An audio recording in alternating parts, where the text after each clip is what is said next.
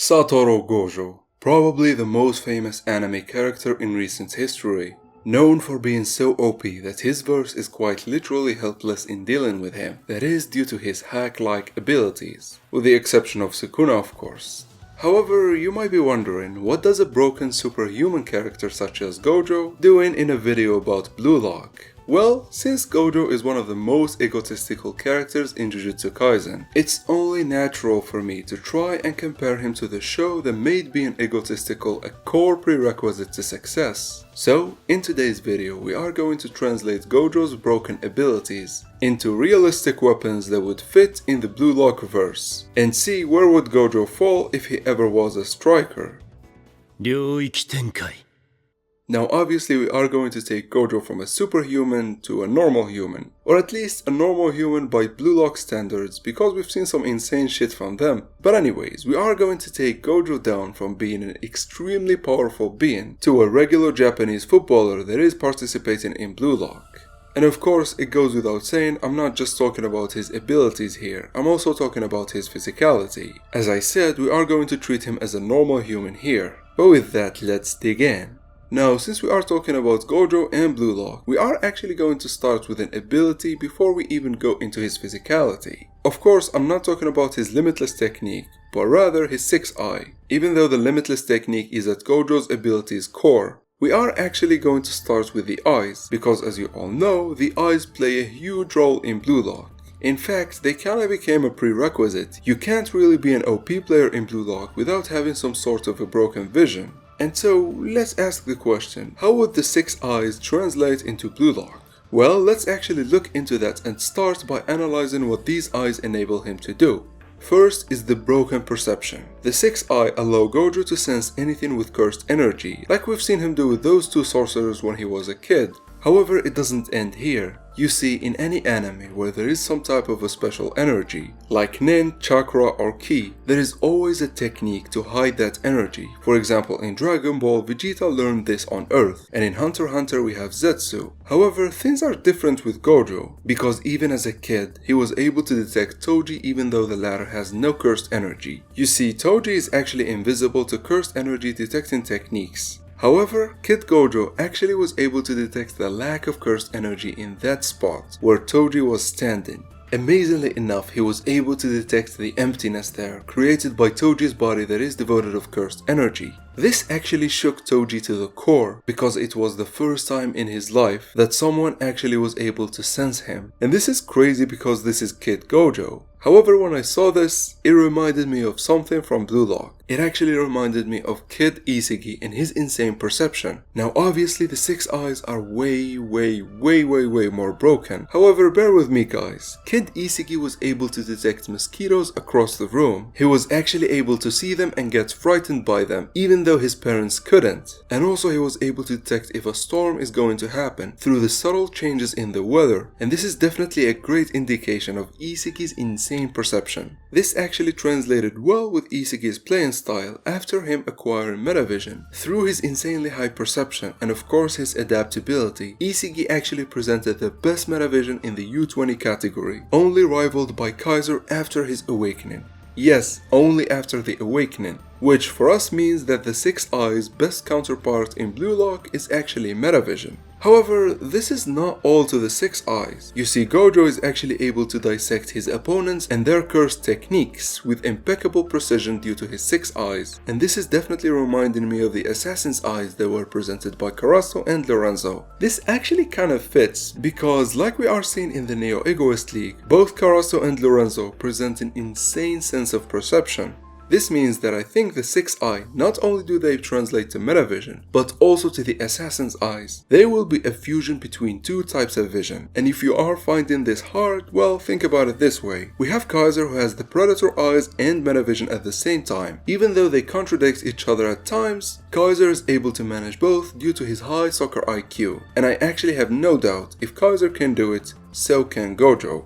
This is actually so broken and so OP, which means if Gojo is a player, he can lock down any opponent he wants, and through metavision he can predict whatever they're trying to do. And this means that he actually can lock down everyone, and that's definitely broken. However, that's not really all there is to Gojo. You see, the 6th eye are a broken ocular ability that allow Gojo to control one of the deadliest techniques ever, of course the Limitless technique. This actually is very interesting. Because of the 6th eye, Gojo is actually so efficient at using his cursed energy and cursed techniques, and thus he is the sorcerer with the best control over the Limitless technique in history, and honestly just a broken character on and all. But this got me thinking, if the 6th eye make Gojo so efficient, this means that they grant him an insane endurance, kinda like we saw in his fight with Sukuna. The guy was literally slashing him over and over, and he was sitting there healing himself and laughing at him. Which means he has endurance through the roof that cannot be worn down just by simple attacks. This actually translates very well in Blue Lock, because metavision is actually very costly and very taxing to the body, and thus high endurance and high efficiency in using said power is just a prerequisite, and here Gojo actually clears that completely, to the point I would say if he ever was a player he would have the best endurance in Blue Lock.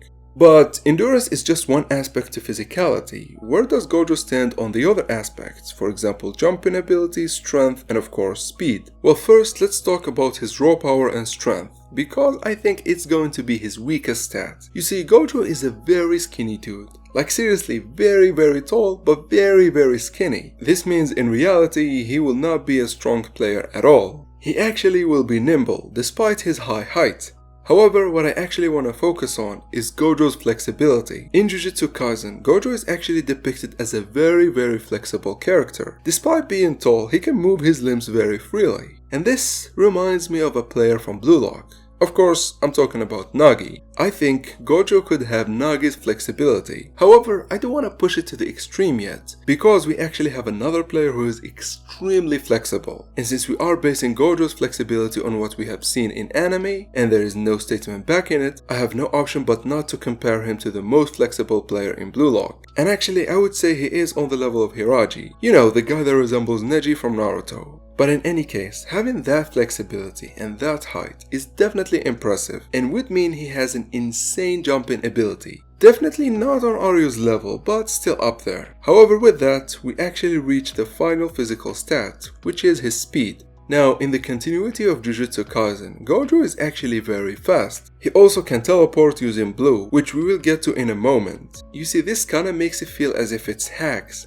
However, the fact of the matter, even powerful characters, even Sukuna, are taken by surprise due to his speed and teleportation, and thus I think he would fit with Loki easily. In fact, I think he might even beat him, because the guy can teleport, and I know that's a superhuman ability. However, I think translating it into Blue Lock means that he gets to be the fastest ever, and thus I think he is on Loki's level. Now scratch that, I think he is better than Loki if he ever was a player. But in any case, enough with his physicality, let's actually talk about his broken techniques. Starting from the one I just mentioned, I'm talking about Blue, or Ao, which is an extension of his Limitless technique that allows him to warp space and condense it into a point, and then space will try to correct itself, thus sucking everything into that point. You can think of it as a miniature black hole technique, not through gravity, but rather through warping space itself. Well, I say point, but actually it could be multiple points, because funny enough, Gojo is able to create many blues. However, if it is a pulling technique, how does it help Gojo teleport? Well, it's actually pretty simple. Gojo actually creates the same conditions for any other object, however this time he targets himself, and thus when space tries to correct itself, it will pull Gojo and wherever it is near to him towards that point, and thus he can pretty easily teleport. Now, this could translate into speed, but it also could translate into a technique that we have seen from none other than Snuffy. You see, Baro only scored that goal because Snuffy held Noah. He actually tied him into a Jujutsu technique that Noah with his mighty physique could not even break from. This kinda reminds me of Blue, how he warps things and condenses them into a point, and of course the idea of no one being able to escape. And I know it is a bit of a stretch. I think whatever Blue tries to achieve, it is a technique that makes it very hard for anyone to escape. Kinda like how Snuffy did to Noah multiple times, and thus I think this fits perfectly. Now, I speak about space manipulation, however I never explained what the Limitless technique actually do. Now, blue, red, and of course purple are just an extension of the Limitless technique, and are actually easily accessible to Gojo only because he has his 6th eye. Now, the most important Limitless technique here is actually Gojo being untouchable. whoever tries to attack Gojo will simply freeze in his place. Well, in reality he's not freezing, but rather Gojo is creating an infinite space in that small, well, space, and thus it takes forever for the attacker or anything to cross that portion, and thus Gojo is quite literally untouchable. The only way to break the Limitless technique is actually what Sukuna did: cut space altogether. Now, how does that translate into Blue Lock? Well, the secret lies in Karasu actually again. You see, I was thinking the Limitless technique should translate into good dribbling, where not a single player could take the ball from Gojo. However, it's not like Gojo is moving or doing anything physical to dodge or stop that attack. He's never dodging, he's actually just keeping the opponent in place. And that's exactly what Karasu does with his hand placement. Karasu has the best ball retention in Blue Lock, and that's because of his playing style. You see, due to his long limbs, he's able to be in a 3v1 situation and still hold everyone far away from the ball. And I think this fits perfectly, especially because Gojo is tall and has a very long reach. And thus, in terms of dribbling, I think he would be much like Karasu, a player who gauges the distance with his hand and not let any singular opponent get close to him. And this is actually funny because when I had the idea for the video, I did not expect Gojo's technique to translate this well into Blue Lock. But here we are. However, as I said, if blue is a limitless technique that warps space towards a singular point, the opposite of blue, the red technique, warps space in the opposite direction, causing a massive repulsive energy that gets everything flying away or destroys anything upon contact. Now, I was thinking of translating this power into Blue Lock, however it hit me. There is another limitless technique, which is purple. And as you can guess, it is the fusion between blue and red. And you might be asking, aren't they the opposite? Don't they just cancel out each other? Well, actually no. In reality, they create imaginary matter that annihilates everything in its wake. Unlike red that can be blocked like we've seen Touji do, this is quite literally unblockable and definitely is a very strong offensive weapon that is an upgrade over red. And so I'm actually going to translate both into Blue Lock. Now, obviously Blue Lock is not about destroying or killing everyone, it's rather about forcing the ball into that net. And I think there isn't a better weapon that fits this description than the Kaiser Impact. Or maybe, just maybe, Noah's shooting with his ambidexterity. And funny enough, I think ambidexterity works here because one leg could be red and the other could be purple. However, this doesn't really sound interesting, and I think for both points we are going to go with the Kaiser Impact, seeing that it is the best shooting ability in Blue Lock. Not just the U20 category, but all of football in that verse. And seeing how broken imaginary matter is, seeing how broken purple could be, I think the Kaiser Impact fits perfectly with Gojo. And here we are actually done with his major abilities. And it's time for us actually to think about his intellect and his ego.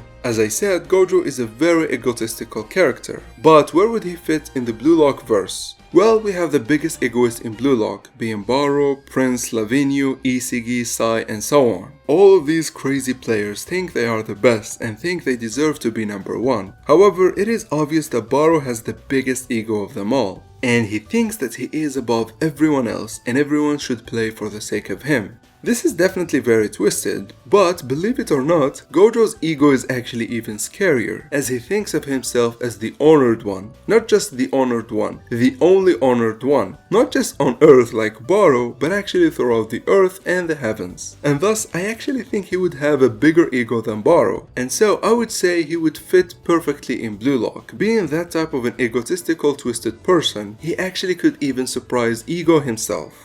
And thus I think if Gojo ever played, he would be the best player we have seen in Blue Lock hands down. Not just among the U20 category, but I'm talking in general, including the pros. He would literally be a better Snuffy at a very young age, which is definitely very impressive. However, with this, we actually reached the end of the video, guys. I really hope you enjoyed the video, and until next time, thank you for watching.